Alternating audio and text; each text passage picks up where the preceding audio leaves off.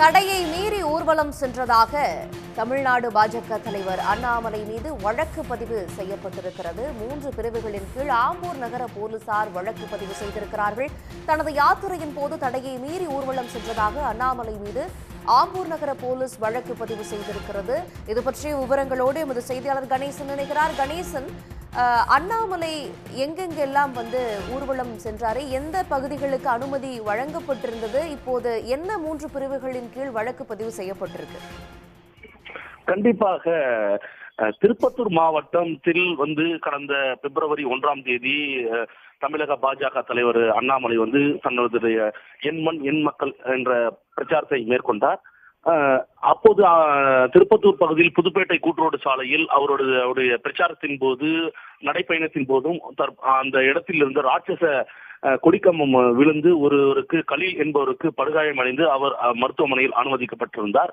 அதனைத் தொடர்ந்து அப்போது பாஜக நிர்வாகி சண்முகம் என்பவர் மீது வழக்கு பதிவு செய்யப்பட்டு திருப்பத்தூர் நகர போலீசார் வழக்கு பதிவு செய்யப்பட்டு விசாரணை மேற்கொண்டு வந்தனர்.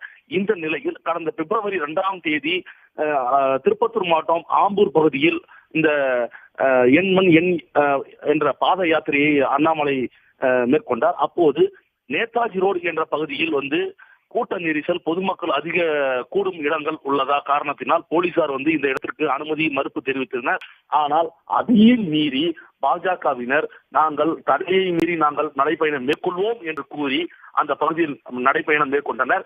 இது குறித்து பொதுமக்கள் அளித்த புகாரின் பேரில் தற்போது ஆம்பூர் நகர போலீசார் இந்த பாஜக மாநில தலைவர் அண்ணாமலை மற்றும் அவரது நிர்வாகிகள் 13 பேர் மீது தற்போது வழக்கு பதிவு செய்துள்ளனர்.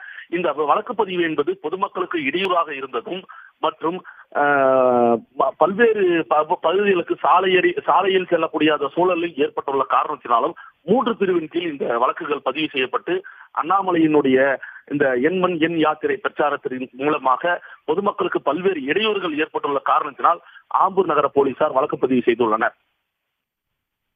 நன்றி கணேசன், விவரங்களை வழங்கியமைக்கு.